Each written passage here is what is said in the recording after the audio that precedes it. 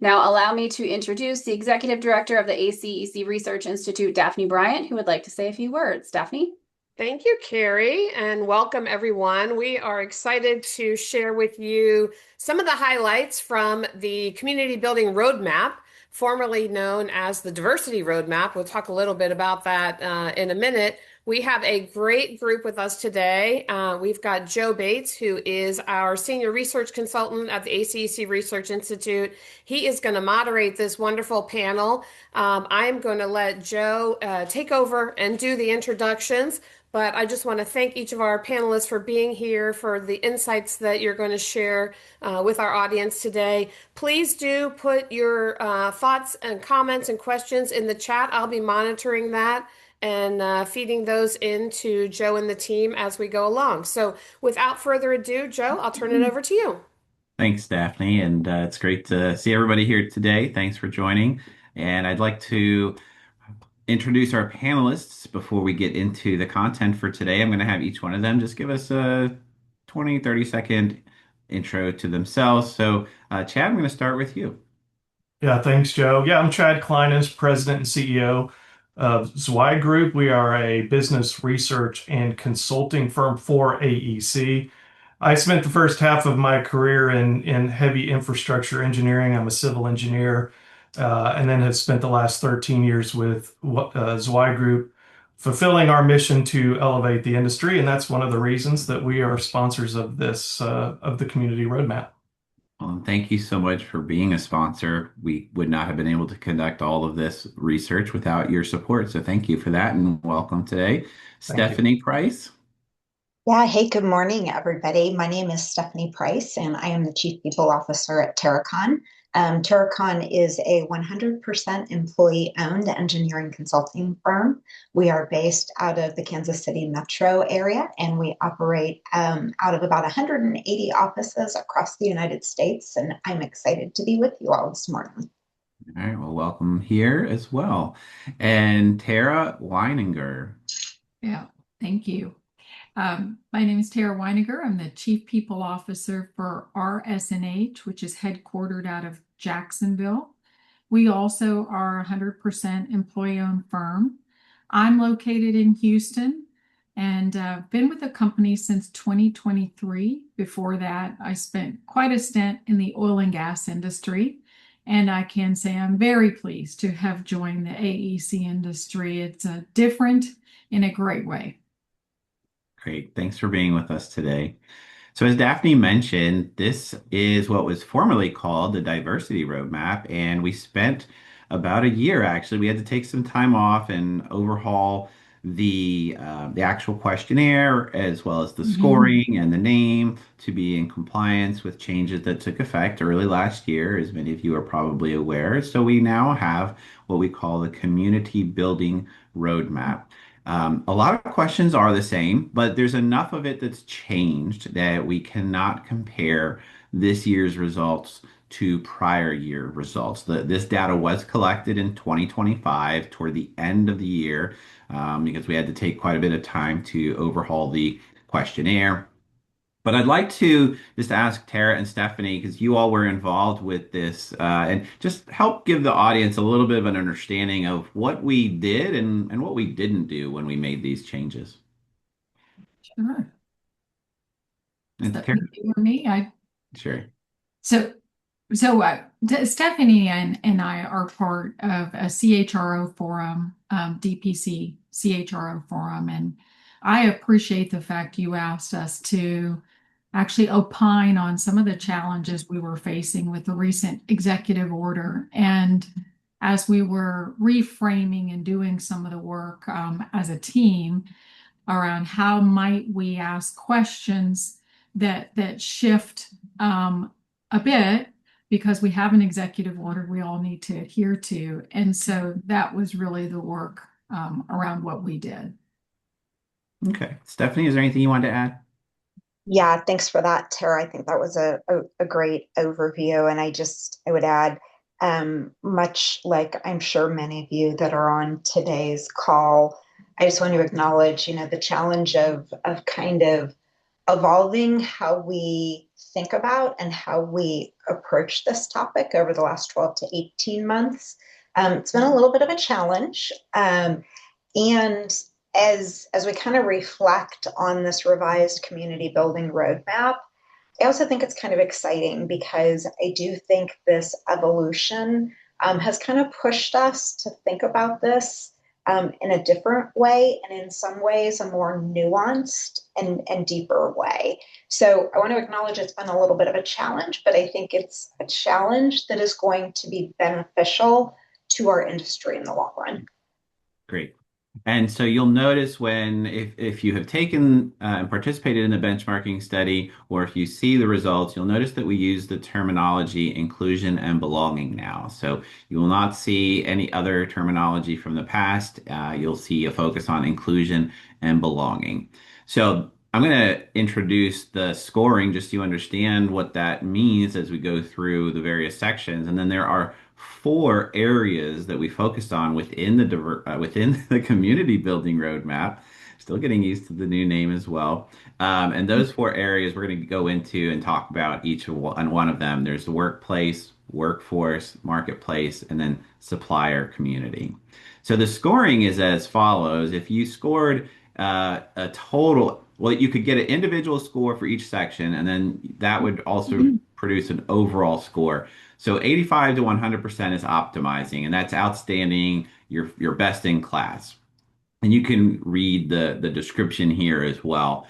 Then if you had scored between 70% and 84%, this was more what we call managing. You're doing well, you're doing a good job, you're sort of well on your way to implementing and maintaining your firm's inclusion and belonging initiatives, but maybe there's still some areas you're a little bit behind in. So that's the second highest tier. And then the third tier is emerging. That's a score between 55 and 69%. You've started, but you have a ways to go. So keep working and developing your plan.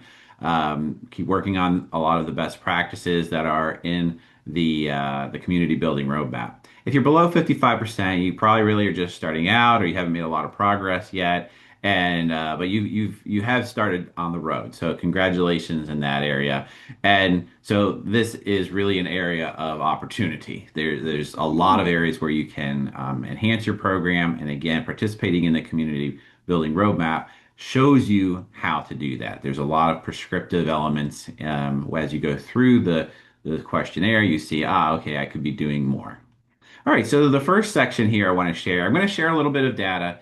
And then I'm going to ask the panelists to weigh in on some of the data through a few questions. And please, at any time, feel free to send a question to the panelists or to myself through the Q&A or through the chat. Either way, it'll get to us.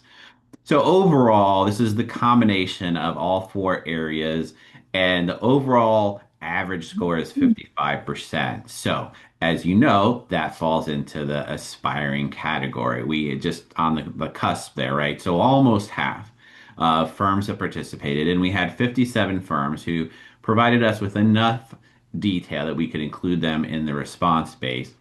We had almost half of them are in that aspiring category, a third in the emerging category, and then 18% who are falling in that second highest category, managing, and a very small percentage, just 2%. So really one firm that fell into that optimizing category this year. So let's dive into each of these sections and get to the questions for the panelists. The first section is workplace. This section assesses how inclusion and belonging are integrated into your firm's culture. So overall, we had this was actually the highest scoring domain within the 4 areas. So an average score of 64%. And we actually had 12% of the firms participating fall in the optimizing category and 37% in the managing category. So these are stronger than the overall results and the strongest of each of the 4 areas. We also see still that there were 30% of firms who fell in the aspiring category. I'm not going to share all the data we have because that would take up too much time, and we want to get to our panelists and have their take on some of the data. But one of the things that we see in this first section is that both on the CEO level as well as the senior leadership level, they are consistently showing commitment to inclusion and belonging strategies and initiatives. And so firm-wide, they are leading sort of the support. But what we also find is that only about half of the firms have a formal strategy in place. So there's this sense of commitment, this desire to be committed, but yet not all firms have a formal strategy. And so there may be, and this is probably why we have fewer optimizing and managing overall in those top two levels, because there's sort of more of an ad hoc approach in many ways. 28% say they have no formal strategy at all, and others say that they're working on one. I was going So to that's say, one piece Joe, I of, was just going to yes. add that this is very much in line with what we're seeing from our sentiment study, right? Because we do ask some questions around this and seeing kind of similar results. Yeah, absolutely. And we also look at the types of trainings that are being offering, the learning opportunities, as well as are firms actually using this as a metric in their evaluations. So we find that there are actually a lot of opportunities in terms of learning opportunities and different types of professional developments and training when it comes to inclusion and belonging. And so 83% of firms say, yes, we do that. 75% said we provide compliance training for various EEO and EOC initiatives. 51% have a structured leader training, and 62% integrate. They do integrate sort of a performance review portion related to inclusion and belonging. So that's just a few pieces of the data that we have. And I want to get to our panelists here. And I'm going to start with Tara today. Tara, what was, one concrete step that your firm took to move from, hey, we care about this. We have senior level buy-in, um, moving from that to actually putting things into practice. It's funny as I was reflecting on the one thing. It's so difficult to really say what is that one thing that made a difference for us. And I'm going to kind of take a step back to talk about when I joined the firm. So I joined in 2023, and it was evident to me that our culture of caring, by our nature, was also a culture of inclusion. And so where I think about, people think about diversity as male, female, or race, but diversity is so much more than that, than the physical or visible aspects of an individual. So throughout our journey, we're cognizant that it's not one thing that fits all, and whether it's neurodiversity, it's learning styles, it's how we build programmatic efforts around inclusion for all. The key to our success was really building programs over time. I think if you try to do everything at once, then it becomes confusing and it may get a little bit out of whack. So we created safe spaces for people to learn and develop. We formed ERGs that had real foundational elements to inclusion and of course our community advocacy. So I think our DNA supported and enabled inclusion and belonging and ultimately created the value for our firm. So it's something that really was natural. It was a natural piece of your evolution in your organization. Um, Stephanie, how about you? How has your experience been?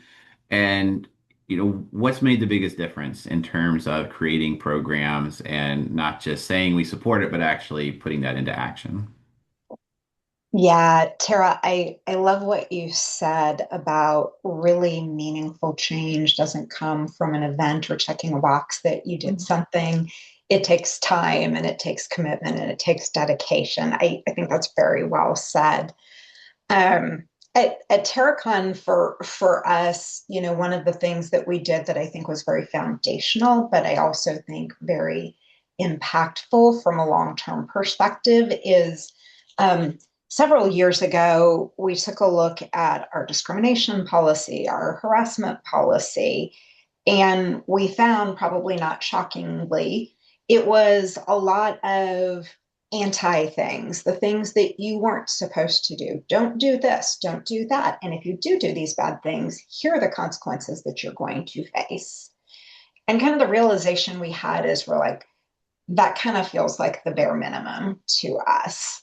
And so we started kind of visioning, okay, if we think about it a little bit differently, and instead of being focused on the things we don't want people to do, what if we really focused on the things that we do want people to do that are going to cause the right things to happen? And out of that, we created something that we call our guiding behaviors. And it's part policy, part strategy, part mindset around kind of what are those things that we all agree that this is how we're going to show up. And there's 3 guiding behaviors. We treat each other fairly and respectfully, we commit to inclusion, and we speak up for ourselves and for others. And so that foundationally, I think, was a real turning point for us. And to Tara's point, putting those down on paper and saying these are the 3 guiding behaviors, that was a great place to start. But what we've been really focused on since then is how do we make that happen? How do we make it come alive? And that's where it gets a little bit harder, a little bit trickier, but that's also where it gets a lot more meaningful. Mm-hmm. And how long have you all been formally working on your strategies and putting those strategies into action? So we put the guiding behaviors in place in 2019. And I would say we've made a lot of progress. I'm not going to sit here and present that we're perfect, because I don't think that inclusion and belonging is a destination. I think it's an ongoing thing. But I think one of the things that reinforces that it's culturally impactful is we see our leaders using our guiding behaviors as a filter for how they make decisions about how they are showing up and how they're running their business. Well, and we at the ACEC Research Institute, a couple years ago, we did a more in-depth study, and we highlighted case studies where to really understand like what was making a big difference at various organizations. And I interviewed about 30 or so different firms of different sizes and different locations, and it seemed like the biggest commonality was, this is who we want to be. Right. It was driven more from this is who we see ourselves being. And so I think both of you have shared that sentiment here. Chad, you work with clients who are implementing these types of strategies and initiatives. What do you see from your perspective of working with many, many different firms? What's the difference maker from saying we support these initiatives to actually putting into practice, and as Tara and Stephanie are saying, it's becoming part of the DNA of their culture? Yeah, and I think Stephanie used the term "check the box," and it's really getting beyond that. And to preface this, I'll start out with a quote from one of my favorite rock stars, who's also a human rights activist. Bono was interviewed years ago, and he said, "Why would we try to solve the world's problems at half strength?" And the context of that interview was primarily around women's rights, but we know the implications span far beyond that, and it's very relevant to what we're talking about today. But I'll draw an interesting parallel on how we run the business in AEC. In this industry, we historically underinvest in our business support functions. We call it overhead and we somewhat demonize it.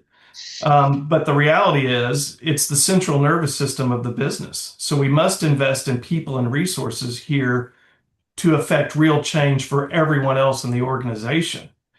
Talk is cheap, action requires money and resources. So the concrete step here, from my perspective, is first of all, you got to measure where you are, and there's more ahead on that later in this webinar.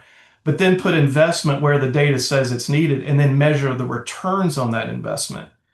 An interesting supporting stat here is the recruiting and retention is the #1 challenge across the industry. We know that it's been that way for 7 years and counting. Yet only 48% of firms have a formal HR budget. So, I would say the concrete step is a plan and a budget is needed for structure. So you've got to start there. Hmm. That's really good information. So we also we recently conducted at the ACEC Research Institute a workforce study last year.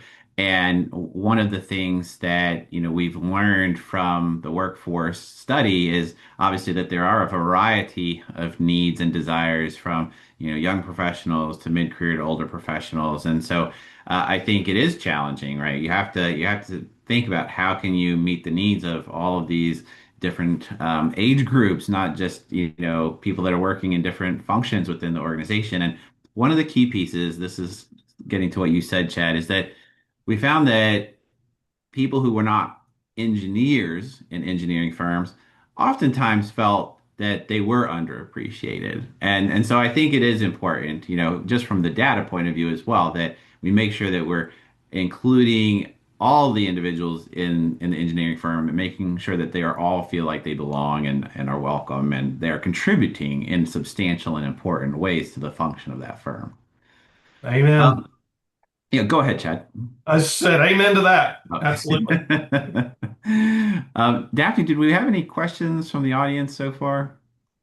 I don't see anything yet, Joe, but please drop them in the chat or the Q&A. All right, well, let's continue and let's go to the workforce. So we just talked about the workplace.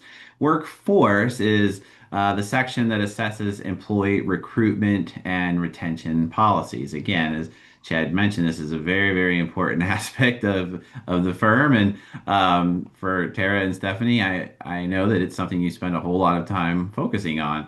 So this is a sort of the key part of the roadmap. So when we look at this area, we aren't quite as advanced in terms of this 57 participants. So this is sort of this second to last area in terms of the performance metrics. But that average score is 49%, the median is 50. Again, we still have most firms are in the aspiring category here. We have 20% emerging, 15% managing, and again, just one firm fell in that optimizing category. So a few of the pieces of data we have from this section is that we see that there's a lot of firms within this data set that are actually collecting data, whether it's for compliance or other regulatory requirements, EEO or what have you. So 93% are collecting that demographic data. 86% are looking at and analyzing their compensation results. 73% are looking at promotions.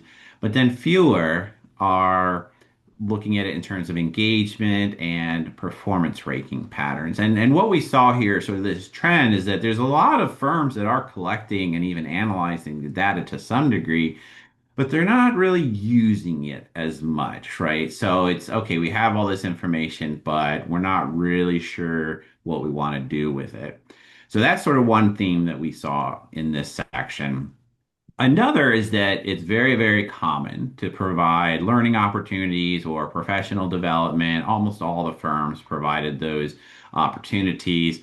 81% are ensuring that their job descriptions are inclusive and not having bias in them unintentionally. But yet again, sort of that implementation and using promotion metrics to support EEO inclusiveness, that's lagging. And we don't have as many firms who have sponsorship programs. So there's two sides to this coin, and I really want to dig into this a little bit with the panelists now. So the first question I have is for you, Chad. What data are you seeing firms collecting, and how helpful is that data? Are they using it? Is it just that they're collecting it, or do you see examples of firms that are using it, and how are they? Yeah, well, I'll reference the largest part of our data set actually does focus on culture and employee sentiment. It's through our Best Firms to Work For program, which gives us over 3 million data points. So there are programs like that. There's others, and then you can also just do your own employee surveys each year. I think the importance is what do we do with the data? Now, as you said earlier, we also as Y Group had to modify our best firms to work for survey questions last year to reflect the mandates, right? But we had a number of other questions that still provided good insights that we were able to keep in there so firms could compare themselves year over year. So the data points shift based on what you can and cannot ask. So you really have to be a little bit more being able to read between the lines, paint a picture with the data, and then develop the strategies and tactics to make sure your business model advances inclusion, belonging, the other things that are important to you. Thus, all of those things drive recruiting and retention performance, right? There's the ROI.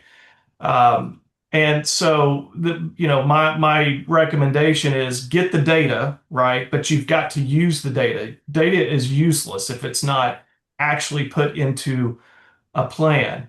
And then, to reference my previous answer, it's then you've got to put the money where your mouth is, right? And actually come up with a plan and say, okay, did we improve the score this year? Okay, good.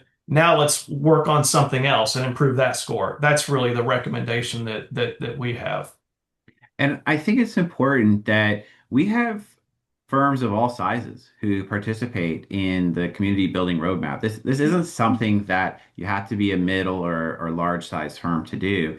And what we've seen on previous years, we didn't have a large enough data set this year to dive into it. But what we had seen in prior years was that smaller firms, it may have been less formalized, but smaller firms were still implementing, right? They were actually doing things, and in some cases, they were implementing more than larger firms who were sort of stuck a little bit in the culture, big picture strategy, and not yet diving down into the details. So that was something interesting that we saw in prior years. Stephanie, I want to ask you, what makes it hard to build structured advancement programs? Whether it's time, cost, leadership buy-in, or something else. Like obviously there's a lot that's changed in the last year or so. So, what makes it hard, and what are you doing to overcome those barriers? Yeah, great question. And I'm going to be a little bit vulnerable and share that I don't think I entirely know the clear path forward yet. And so I want to acknowledge that. I feel like sometimes if you're invited to be a panelist, you should come prepared with, oh, here's exactly what you should do, and we've got it all figured out. And I do think this data piece is still fuzzy for me. And we're going to figure it out. I'm confident we're going to figure it out. But I think, historically, as a government contractor, it's been very clear cut, right? It's been very clear cut. Here are the requirements. Here's what you do. And I agree 100% with what Chad said, which is I think there is something to be found in engagement survey data. We do one every year at Terracon. And I do think that is the key for us in kind of digging in and understanding, are we making the progress that we want to be making? And if so, why? And if not, why?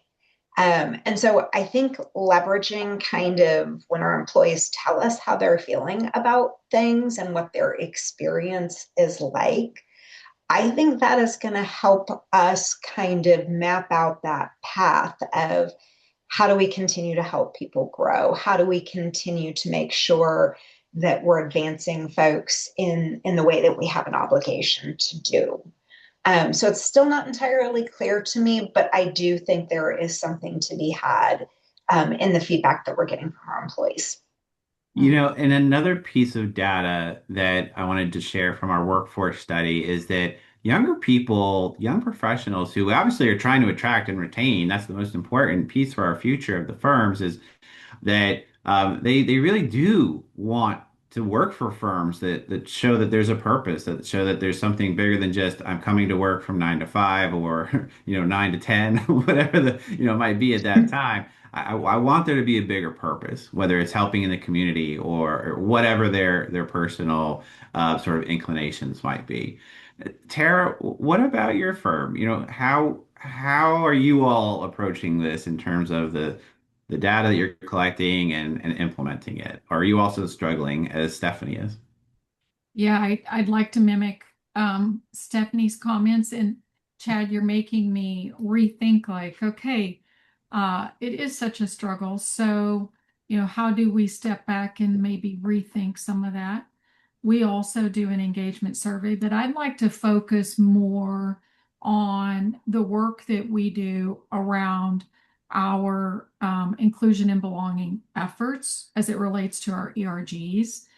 And I suspect that for many folks on the call, including us, when you think about building structured programs, advancing programs, you face difficulty balancing time and effort against the pace at which you may want to move, against all of the other initiatives a firm is undertaking. I do agree with Chad, though, that inclusion and belonging thus drives recruiting and retention. And so there's actually been, there's a person who has been instrumental on the call today at RSNH in helping us advance ERGs and advance our efforts at inclusion and belonging for this firm. And with that individual helping us, I think that's really then fine-tuned. How do we think about inclusion and belonging for all? There's no one size fits all. We do still lean into ERGs. There was a question last year around, can we still do ERGs? And we made the decision that absolutely we can have affinity groups. Absolutely, we can lean into those. And an example is Ignite is our women's ERG, and it's always inclusive of anyone joining any of the events. So we ask for full participation, regardless of what gender. We want to lift everyone up, and every ERG is no different. So from structured programs that evolve over time, and the balance of the time and effort and resources you can put into it when you've got people who can help drive and support, I think that's really what makes the difference. Yeah, I think that's a really important point that you make about the ERGs, and providing those opportunities for all.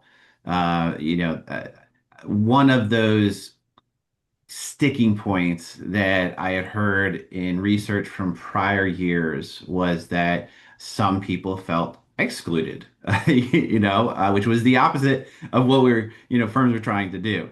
And so I think it's actually a good evolution, that you've described there.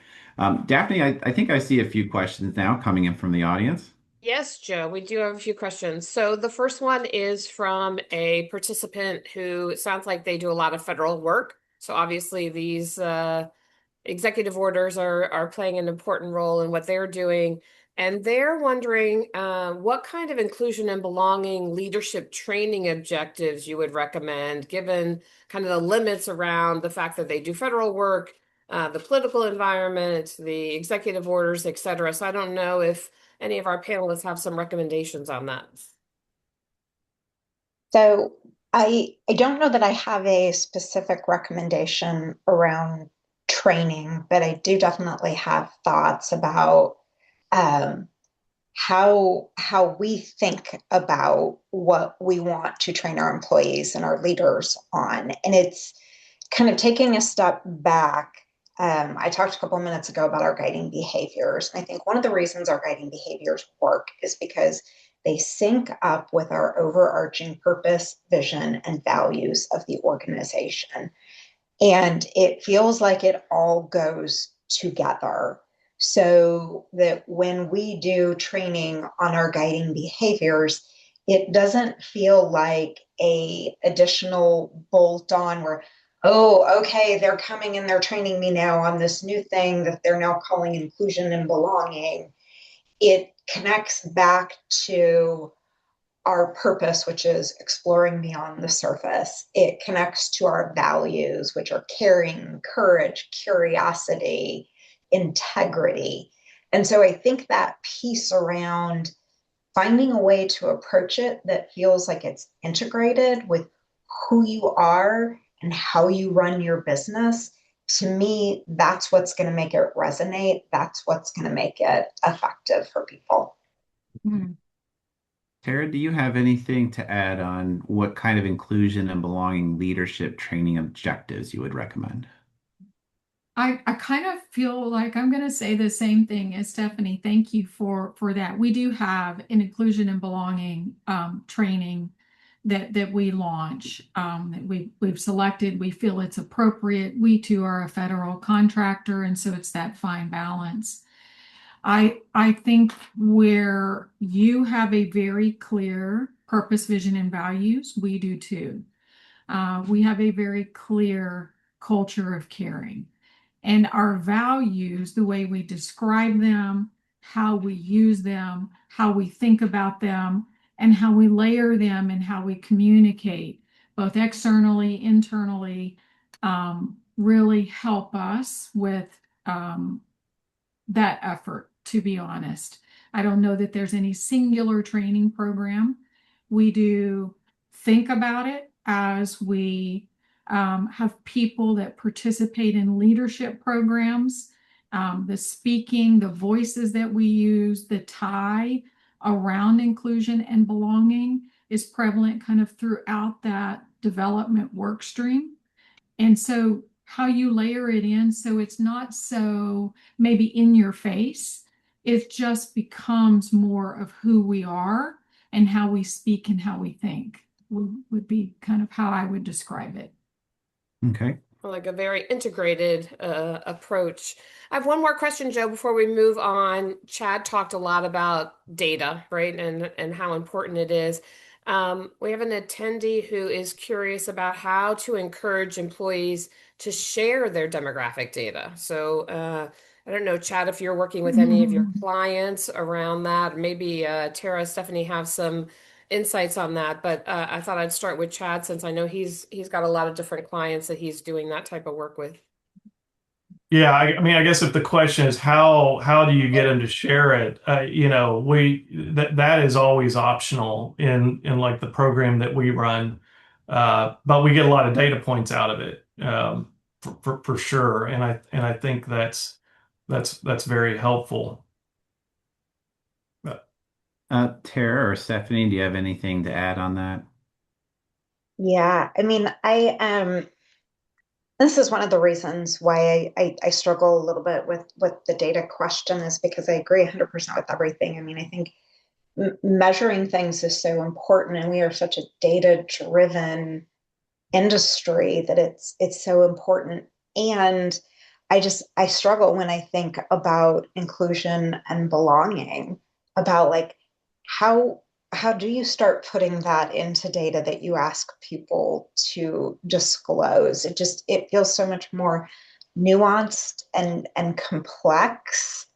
But that's kind of why I struggle with it a little bit. And I guess I maybe am less concerned about, hey, how do I get people to disclose something like that? Mhm. And how do I get them to participate in our annual engagement survey where I can get kind of that feedback from them? So I don't know. I struggle with that one a little bit. Mhm.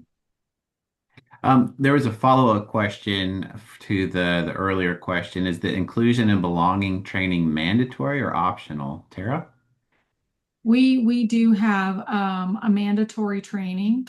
It's every other year, and what we'll look to do over time is how you don't want to just launch the same thing over and over and over again. And while your new hires might find it new and interesting, how we evolve that training and make it interesting always is going to probably be what will make the most difference for us. Okay. We do require it, yeah. Okay. Stephanie, is it required or? Yeah, same. Yeah. Ours is mandatory as well. Okay. All right. Well, keep those questions coming. We're going to get to more of them in a few minutes. But let's go ahead and move on to our next section, which is the marketplace section. This section assesses the organizational approach to marketing and promotional campaigns with respect to inclusion and belonging strategies. Here we see that this is the second strongest performing category of the four. This marketplace shows a broader distribution, and we see a lot more firms in the optimizing category in this particular area. So 58% is the average score, and that would fall in the emerging group, that typical score. But again, large numbers of firms, large percentages, I should say, out of our data set are in that optimizing and managing category. A few things that we ask about in this section reflect the branding. And so one of those is that 88% of these firms who have participated review their marketing materials on a regular basis to ensure that they are not offensive or perpetuate negative stereotypes toward any EEO demographic. And 71% say they always do that. 65% say that they are that they respond to their clients' culturally and geographically diverse needs through their marketing efforts. So we see that this brand oversight is fairly strong within the firms that participated. When we look at business development, we see that the integration is a little bit less even. It's more uneven. We see that 56% include inclusion and belonging strategy when they pursue work, so about a little more than half. But when pursuing public and private work, we see differences here into how often they're being asked to articulate their commitment to inclusion and belonging. So we do see that it's much more prevalent, more than twice as likely if you're working with a public client to be asked to articulate your commitment to inclusion and belonging. So some big differences there. So a few questions just to get us started. Stephanie, I'm going to ask you first. How has your inclusion and belonging strategy translated into your marketing and branding? Yeah, so I can definitely confirm that I'm sure, like many of you on today's call, we continue to find that our clients, our potential clients, and as well as candidates are very, very interested not just in what we do, but how we go about doing what we do.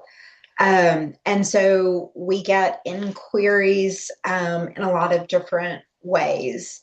Whether it's, hey, we want to understand what you're doing in inclusion and belonging, we want to understand what you're doing around sustainability, community involvement, right? I think that prevalence of how you do what you do matters. And so we are, in addition to being responsive when we get those questions, we are also intentional about being proactive in including that in our external brand to both candidates as well as in business development. Mhm. And for us, as I've alluded to before, it's broader than just the focus on inclusion and belonging. It is kind of the more holistic focus on kind of who we are as an organization, that purpose, that vision, that values, and then the guiding behaviors is woven in there. Our commitment to sustainability is woven in there. So that's really the picture that we think is important to paint is, hey, this is who we are as an organization. And part of that is what we do and the talented people that work for us. But this is kind of who we are as an organization from a holistic perspective. Mm. I think that's a really excellent point you make. And that really, I think, encapsulates why we're calling this the community building roadmap now, right?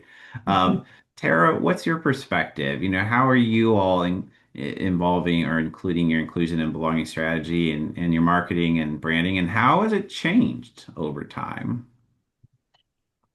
I would mimic a lot of what Stephanie says. I've talked already about the fact that it's kind of our DNA. Our firm's foundation around caring and inclusion has served us well. And so it's continuing to leverage and maybe double down on that. I mean, just because last year's executive orders required us to shift away from using a word or words that maybe cause friction to words that, maybe were challenging. As I sit here and I reflect on that, I do think that a reframe, and I think Stephanie, you said it on the very first page, the picture that I'm seeing, I see a renewed focus and around leveraging our culture, around leaning into inclusion and belonging, and fundamentally for our clients, for our associates, for the community and the work that we do, we can paint that picture every day in how people experience us. Okay. Chad, when you're talking with your clients and working with your clients, are there sales and marketing teams treating this as, a real strategy conversation, or is this, okay, we're just going to check a box here? Mhm. Yeah, great question. Yeah, I'm very passionate about the marketing side. It's something that I clawed my way into when I was done being a transportation engineer. So this is very important to me, and really getting like alignment and saying what you do and then do what you say is critical. I'll say that who we want to be and who we have to be for our clients don't always perfectly align. We care about optics. That's why it's caused some firms to double down on everything we're talking about today. Some have abandoned it. Some don't care as much about the optics and they do what they do because it's who they are. However, I will say that generally from the data, what you see is when it comes to what our clients want, we're quick to meld to what they want or require, even if it's somewhat outside of what we would say our values are. To some extent, I would say that the clients we serve make us who we are. So to answer your question, yes, the checkbox is certainly alive and well inside marketing and BD strategies. The recommendation here is really, and it starts at the top, is to align and look. If you really want to make sure that you're aligned with who you want to be and what your clients want you to be, only pursue work with clients that value what you value. Now that's easier said than done, right? So I would say that to transcend beyond the checkbox, you've got to have this more broader community perspective, which I know is what's up next. Yeah. Yeah, that is our next section. But before we get there, Daphne, I think we have a few other questions that have come in. We do, we do. So let's see. There's a bunch of questions. The If inclusion starts at the top, what does this panel's composition tell us about where we are? So we've had a couple questions about the panel, and I did just want to kind of acknowledge the fact that the panel is made up of our lead researcher, our sponsor, and two of the chief professional officers who were available today and were part of helping us to rewrite this program, as we talked about earlier on. That is not inclusive of who has participated in this project, right? We certainly have had a very broad mix, as Joe mentioned earlier, of types of firms that have participated, the size of firms, geography of firms, et cetera. So it has been a very large mix of participation in the past. So I did just want to acknowledge that because we did get a couple of questions of that, and I think they're fair. So as I look at a couple of other questions for the group, one is related to talent pipeline. And so as you think about the bringing diversity into your leadership bench, what are you doing to do that? And I know some of you already have a pretty diverse leadership bench, but as you think about that, and maybe Chad's some advice that you provide your clients as well, are they using outside organizations to help with that? Are you doing that internally? Can you speak a little bit about diversity, especially as it relates to your leadership? Well, yeah, I mean it's both. You can certainly use external consultants to help with that. But again, I think when it comes to, if we're talking about making sure the internal pipeline is diverse, it's all about succession planning. I mean, most of the time we're filling, especially in leadership positions, we're filling those positions with people that have been with the firm for a long time. You can recruit from the outside, and especially if you're needing to bring some diversity that you can't get internally. But I think this ties back to the question about the type of inclusion training. You've got to want people to want to be better leaders, and through that, it's got to be the outcome has got to be inclusion and belonging. And I think the training that helps facilitate that is, uh, behavioral change, empathy, and certainly actionable skills over just compliance. But I think again, it's just being really strategic and intentional about developing the diversity through training and getting people ready for the next position and making sure your C-suite represents the communities and the clients that you're serving. Mm. Tara, how do you approach this in terms of your talent pipeline for leadership pathways? We're fortunate. We do have a very diverse leadership team. At the top, you may know if RSNH, we have a female CEO, and I think Terracon does as well. And I know that what she stands for is that we do broaden diversity from a firm standpoint. So in that respect, I'm very fortunate. I also think that what I would encourage for some of you on the phone, what I heard was perhaps some people may even be walking away from it. Don't walk away from the journey. I think that it's important you stay the course, and however you can do that through your succession planning, like Chad mentioned, the diverse folks that you can bring into the organization through your recruiting efforts, how you think about internal promotions, and the work that you do every day from your people program standpoint. And it's just important to keep it top of mind. Don't walk away from it or shy away from it just because we had an executive order that caused some confusion. All right. I see you nodding your head, Stephanie. We're going to move on to the last section here in the interest of time. This is our supplier and community section, and this section assesses the organizational approach to engaging members in the community itself. So this is more of an external focus. This area is the least mature domain overall when we look at the average scores.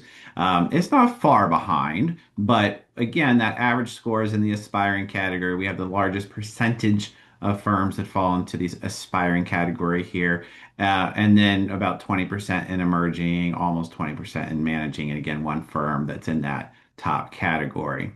So, what are some of the ways that firms are engaging in their community? Well, 84% are allowing and encouraging their staff to volunteer their time outside of the office. 67% are providing and offering scholarships. 44% provide financial resources, and 31%, minority, make formal statements taking a stand on community-related issues. I think this may be perhaps one of the most sensitive, areas now with the change in sort of the public discourse. So I have a couple questions for our panelists here, and Tara, I'm going to start with you. How has the shift to inclusion and belonging, so and you talked about this a little bit already, right? But how has that shift really affected your firm? After the confusion, where we felt like we all had a clear picture of we were driving towards metrics. What I would say is the shift to inclusion belonging takes you away from just a data-driven set, did we achieve, to really reflecting on inclusion and belonging, how we advance inclusion and belonging within our communities, whether it's through our clients and working with them, or our own community activities. Our firm has really a very active group of communities kind of surrounding. We're all over the place, and we do I think practice what we preach. Certainly, there's always more that you can do, but from how it's affected our firm, I think it's a positive reflection on how do we refocus our efforts to be more inclusive. And then we do have, through our new strategic plan, an effort around community, and we consider community not only where we live and work, but the community of our industry and how do we impact our industry. So I'm looking forward to that as we progress both those efforts over the next couple of years. Okay. Stephanie, do you have any specific examples you can share about, what a structured community strategy looks like beyond just, community volunteering? Yeah, I would love to share a couple of things. The first is I haven't had an opportunity to talk about Terracon's employee resource groups yet. And so I want to take just a moment to brag on them just a little bit, because I think they've been a really significant component of kind of that overarching strategy, whether it is helping us to build those talent pipelines, both internally and externally, creating communities internally, participating in the community externally. Our employee resource groups have been just a tremendous, tremendous part of our commitment to inclusion, and I can't thank them enough. And we honestly, over the last 12 to 18 months, we have spent a lot of time with them.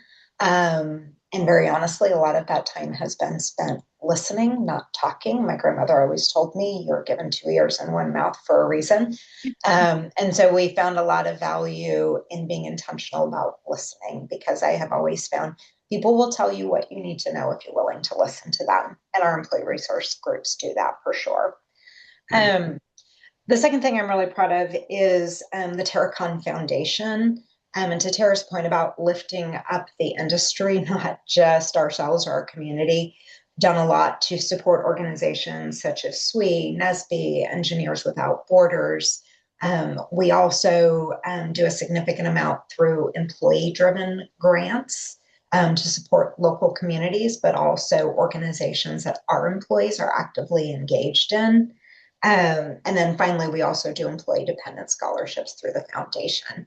So I'm really proud of the work that the foundation has done.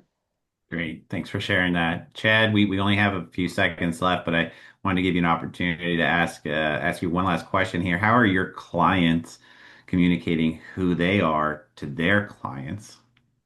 Yeah, well, the short answer is everywhere, right? And that's much more effective when you have clarity on who you are, and there's brand consistency between the messaging of the employees, the clients, and then the broader community.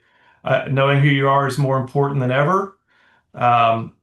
Being proactive is knowing who you are with sharp clarity on values. Okay. And this is beyond the common and uninspired values that are on everybody's websites, like really leading the firm through those unwavering values. And I'll just leave with this one takeaway from our best firms to work for. The higher performing firms at the top of each category, they've got a robust infrastructure of people that make culture happen, which includes a well-developed marketing team, internal communications team, comprehensive training programs that are very inclusive, and very intentional performance management and recognition systems, and also a willingness to confront problems. All right. I'll just say we'll leave on some good news here. Many of these from our surveys are trending up. So we are making progress as an industry. So as Y Group, we would say we're elevating the industry, and it's a good way to end on a high note, I would say. All right, great. Thanks, Chad. Daphne, back to you. Thank you. Thank you to our panel, Chad, Tara, Stephanie, Joe. Of course, thank you for the research. I will answer one last question because it's related to the survey results and when will that be available? The report will be available next week. It'll be on our website. So please check that out. Chad, thank you again to Zweig Group for your support of this important work over the past 3 years. We look forward to that continued partnership. And with that, we will sign off. I hope everyone has a great afternoon and look forward to seeing you on the next Future of Engineering Roundtable. Yeah. Take care, everyone. Thank Buddy. you. Thanks all. Bye-bye. Bye bye.